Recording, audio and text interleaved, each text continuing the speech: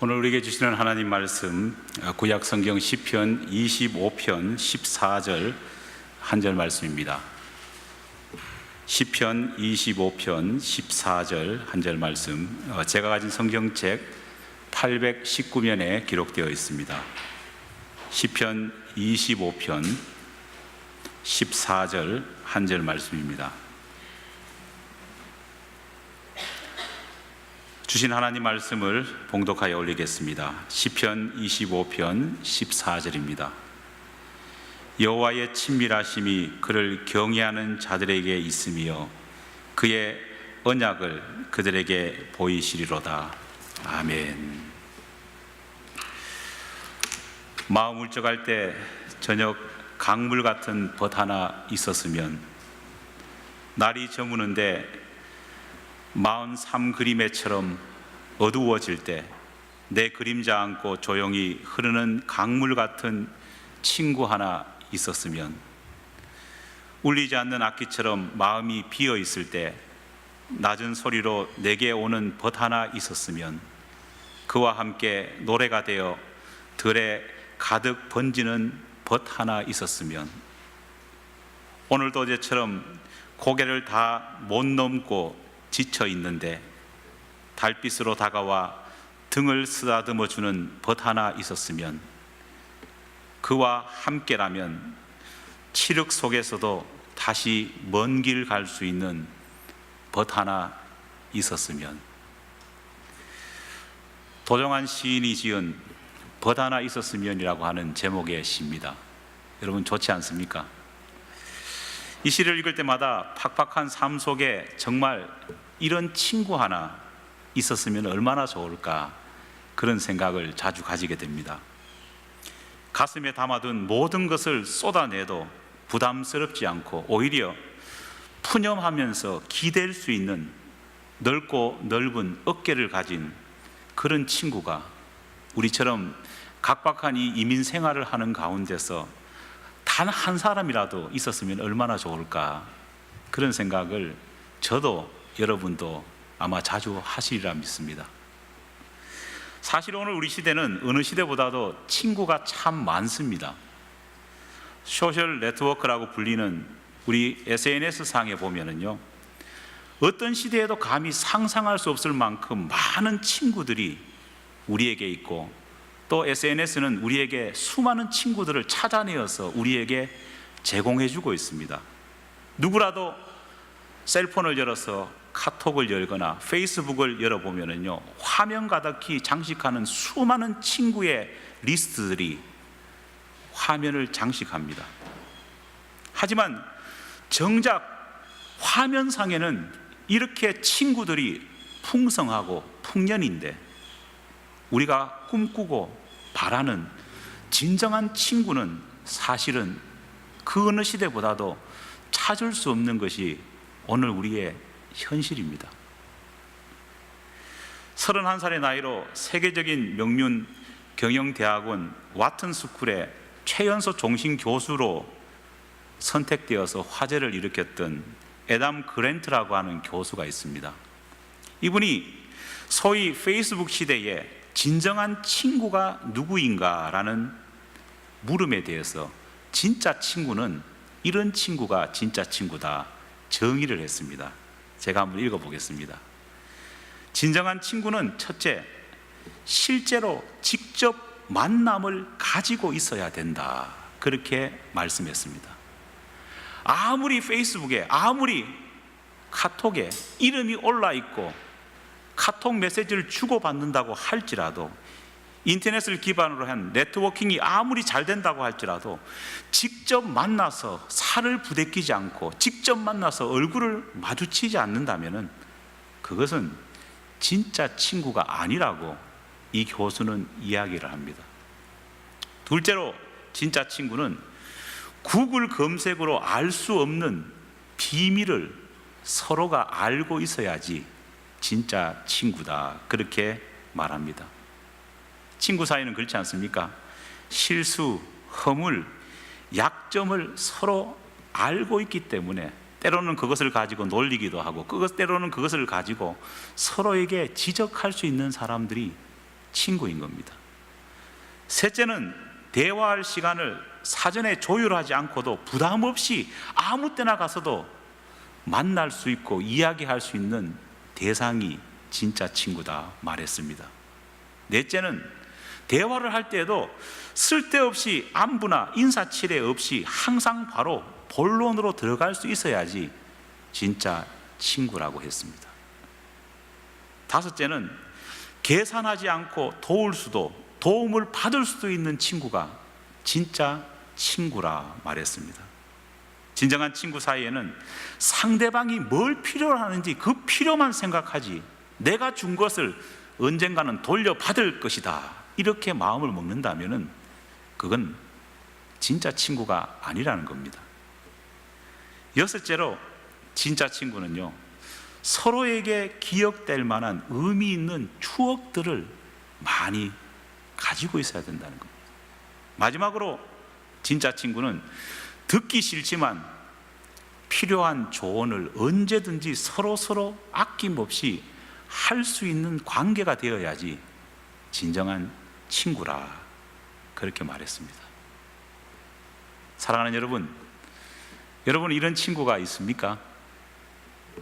저는 도종환 시인의 시와 그랜트 교수가 말한 진실한 친구인 7가지 이 요소를 읽어보면서요, 꼭 맞는 두 부류의 친구가 떠올랐습니다. 첫 번째 친구는요, 저와 함께 예배를 드리고 있는 여러분 교우들입니다. 두 번째 친구는 내가 믿고 내가 신뢰하고 내 생명을 맡긴 하나님이십니다. 믿습니까? 우리의 삶 속에 가까이 지내는 사람 얼마나 많습니까?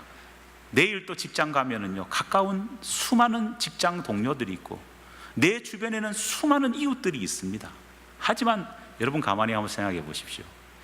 일주일에 2-3번, 아니 한 번 이상은 반드시 직접 만나서 얼굴과 얼굴을 맞대고 함께 밥을 먹으면서 서로의 안부를 묻기도 하고 그 사람을 위해서 눈물 흘리면서 기뻐해 주기도 하고 그 사람의 행복에 대해서 정말 박장대소하면서 기뻐해 줄 그런 사이가 쉽게 있습니까? 없습니다. 그런 사이는 교회에서 한 공동체를 이룬 교인들밖에 사실은 쉽게 만날 수 없습니다. 비록 예수 그리스도라고 하는 믿음의 구심점을 함께 가지고 있었지만은요, 우리에게는요, 이런 예수 그리스도라고 하는 공동체 구심점을 가지고 나아가서 어울릴 수 있는 놀라운 친구, 바로 옆에 있는 분들이 있다는 겁니다. 연세 많으신 어르신들은요, 그렇지 않습니까? 일주일에 그래도 한 번이라도 교회 나오기 때문에 자기 자신을 가꿀 수 있지 않습니까? 그래도 예쁘게 화장도 하고 얼굴에 뺑기칠도 하고 그렇지 않습니까? 남자분도 그렇지 않습니까? 연세가 많아지면 많아질수록 교회 나오니까 그래도 멋지게 무스도 바르고 젤도 바르고 나오지 않습니까? 젊은 사람도 똑같습니다. 젊은 사람도 정말 어르신들과 어린 아이들과 후배들과 함께 만나가지고 허물없이 대화할 수 있는 것, 웃을 수 있는 것이 어디에서 웃을 수 있겠습니까? 누가 감히 20대인 한슬 자매가 80대인 어근 장로님과 함께 웃으면서 농담을 할 수 있겠습니까? 어느 곳에서 그것이 가능하겠습니까? 가능할 수 없습니다. 세상에서는 피해 다녀야 되죠, 그죠? 부담스럽다고. 하지만 교회에서는 가능할 수 있다는 겁니다. 우리가 몸담고 있는 교회, 그리고 그 속에서 주의 사랑을 함께 나누는 교우, 바로 우리 모두가 진정한 친구라는 것이 교우라고 하는 말 가운데도 포함되어 있지 않습니까? 바로 내 곁에 있는 함께 신앙생활을 하는 우리의 이웃들, 옆에 있는 사람들이 진정한 참 친구라는 것을 알고 깨닫는 것이야말로 그게 바로 믿음이고 그게 바로 사랑 아니겠습니까? 이 시간 우리 곁에 앉아있는 친구들에게 한번 감사와 사랑의 고백을 한번 해보겠습니다. 나이와 관계없이 곁에 있어 주셔서 감사합니다, 고맙습니다, 한번 해보실까요?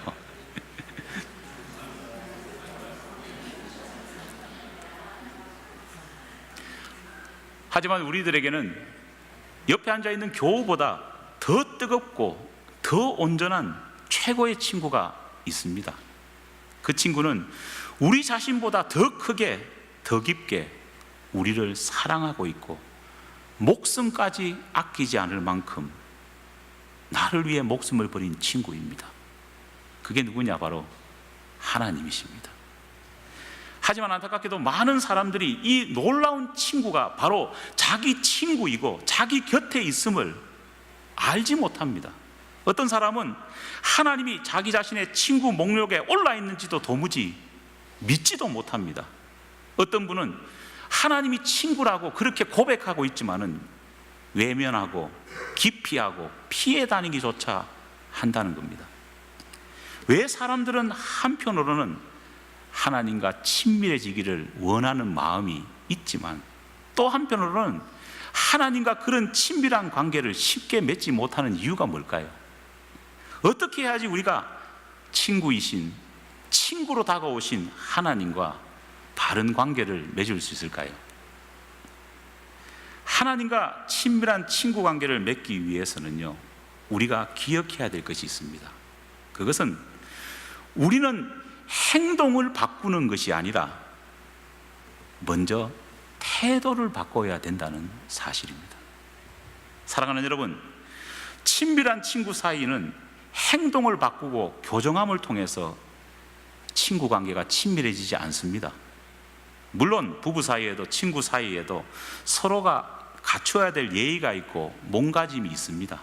하지만 정말 중요한 것은요, 이런 행동의 변화는요, 충분하게 신뢰관계가 쌓인 다음에 생기는 것 아닙니까? 진짜 친밀함이 쌓여갈 때는요, 이런 것 고려하지 않습니다. 무엇보다도 태도, 그 사람을 향한 마음가짐이 중요하다는 겁니다. 하나님을 향한 우리의 모습도 똑같다는 거예요. 자꾸 행동의 교정, 행동의 수정만을 생각하다 보니까요, 하나님을 어떻게 바라보느냐? 직장 상사나 임금님처럼만 바라봅니다. 왠지 그 앞에 서면은요, 격식을 갖춰야 되고, 왠지 자꾸 하나님과의 관계를 맺으려면은요, 네 행동이 똑바라야 된다, 그런 이야기를 먼저 듣습니다. 하지만 그렇지 않습니다.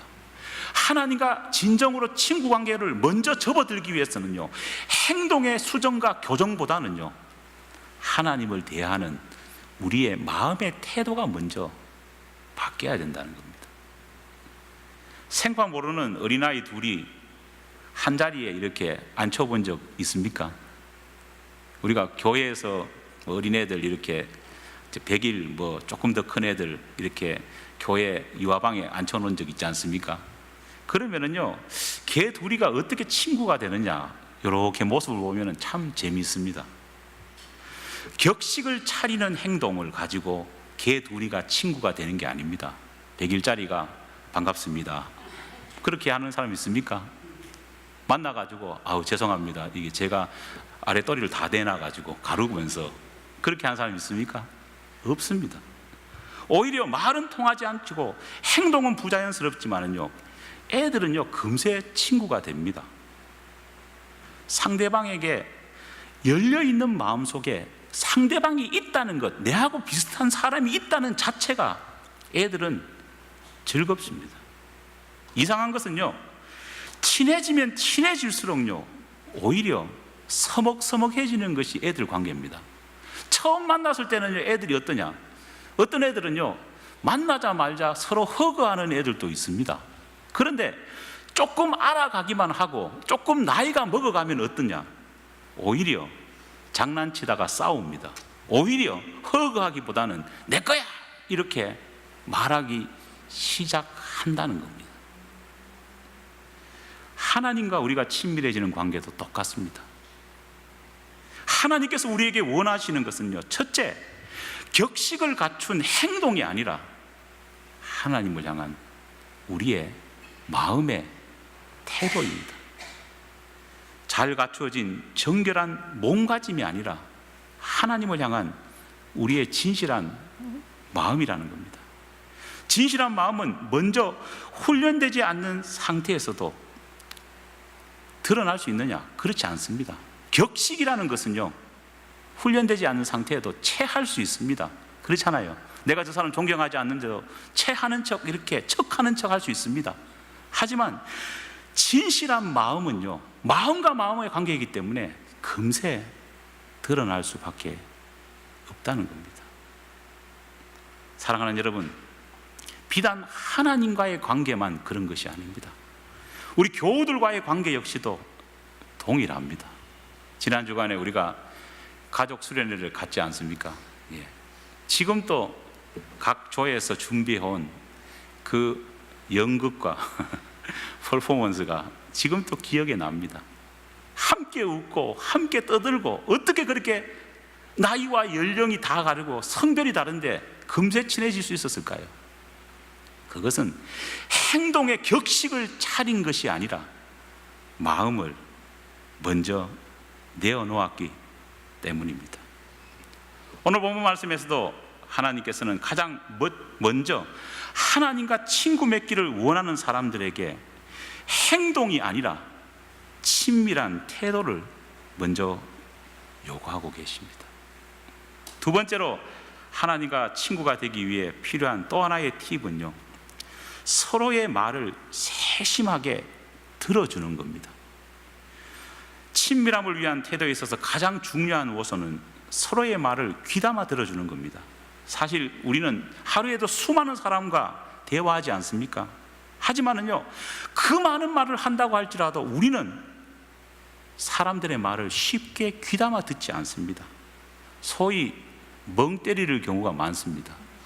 옆에 사람은 말하는데 나는 딴 생각을 할 때가 얼마나 많습니까? 진정한 친구는요, 서로의 말을 경청하고 가슴에 담아둘 수 있어야 합니다. 친구가 무슨 말을 하고 있는지, 그 말 속에서 친구가 어떤 고민을 하고 있는지를 진정한 친구라면요, 파악할 수 있다는 겁니다. 어떻게 보면은 어린아이와 엄마의 관계가 가장 친한 친구 사이가 아니겠습니까? 어린아이가 무엇을 원하는지, 응얼거림이 무슨 뜻인지를 아무도 몰라도 누구는 압니까? 가장 친한 친구인 어머니는 아는 것과 똑같습니다. 하나님과 우리가 좋은 친구 관계를 맺기 위해서 가장 필요한 것은요, 우리가 하나님을 마음을 알기 위해서 하나님이 말씀하시는 말에 귀를 기울이는 겁니다. 그렇게 할 때에 하나님께서도 기도를 통해서 우리가 말할 때 하나님은 귀를 기울여 주시는 것입니다. 서로의 말을 기억하고 생각함을 통해 더욱 친밀한 친구 사이가 되기를 간절히 축원합니다. 신앙은 복잡한 것이 아닙니다. 하나님과 친구가 되는 것은 어렵지 않습니다. 여러분, 어떤 문제를 놓고 대책 없이 반복적으로 생각하는 것이 뭐냐? 그게 걱정입니다. 걱정이 따로 있는 게 아니에요. 어떤 문제를 놓고 반복적으로 대책 없이 생각하는 것이 바로 걱정이죠. 하지만 반대로 친구이신 하나님을 신뢰하면서 하나님이 나를 향해 하신 말씀을 경청하고 반복적으로 생각해서 그 가운데서 용기를 얻는 것이 뭐냐? 그게 묵상입니다. 묵상이 따로 있는 게 아닙니다. 하나님이 나에게 주신 그 말씀을 기억하고 그 말씀을 반복적으로 생각하고 용기 얻는 것이 묵상이라는 겁니다. 똑같은 생각을 하는 행동이지만은요, 서로를 향한 신뢰의 태도가 있다면은요, 묵상이 됩니다. 하지만 신뢰가 없다면은요, 그것은 걱정이 될 수밖에 없다는 겁니다. 사랑하는 여러분, 오늘 우리에게는 하나님께서 두 친구를 소개해 주셨습니다. 바로 옆에 있는 교우들이 우리의 진정한 친구입니다. 또 하나는 하나님께서 우리의 친구로 계십니다. 하나님께서는 디모데전서 6장 21절에 이런 말씀을 주십니다. 제가 리빙 바이블이라고 하는 버전으로 읽고 말씀을 마치겠습니다. 이 사람들 가운데 일부는 삶에서 가장 중요한 것을 놓쳐버렸다. 그들은 하나님과 친밀하지 않다. 사도 바울은 한탄했습니다. 이 사람들이 세상에서 많은 것들을 이루었고 많은 은사를 받았지만은 정작 가장 중요한 것을 놓치고 있다. 그게 뭐냐? 하나님과 친밀해야 되는데 그렇지 못한 그 관계를 놓쳤다. 한탄하고 있습니다. 사랑하는 여러분, 모든 것을 이뤘다고 할지라도 우리 하나님과 친밀하지 않고 하나님이 우리에게 주신 교우들과 친밀하지 않다면 모든 것을 잃어버린 것과 똑같습니다. 새로운 처소에서 새롭게 10년을 내다보고 교회를 힘차게 이끌고 나아가며 또 여러분도 함께 나가기를 축원합니다. 가장 중요한 것은 두 가지입니다. 하나님과 친밀해집시다. 그리고 우리 옆에 있는 교우들과 친밀해지는 우리 교회가 되기를 간절히 축원합니다. 기도하겠습니다. 하나님 아버지, 감사합니다. 주님 앞에 간절히 소망하는 두 가지가 있습니다. 하나님께서도 원하시는 일인 줄 믿습니다. 주님, 바라고 소망하기로는 이 새로운 터전, 이 성전 가운데서 하나님과 친밀해질 수 있는 우리 모두가 될 수 있도록 은혜를 더하여 주시옵소서. 또한 바라고 소망하기로는 하나님께서 우리에게 주신 옆에 앉은 믿음의 교우, 믿음의 친구들과 친밀해질 수 있도록 도와주시옵소서. 비록 우리가 큰 공동체는 아니라고 할지라도 사랑 안에서 하나님과 교우들과 진정으로 사랑의 교제를 나누는 거룩한 공동체로 남아있게 도와주시옵소서. 믿사오며 예수님 이름으로 기도드립니다. 아멘.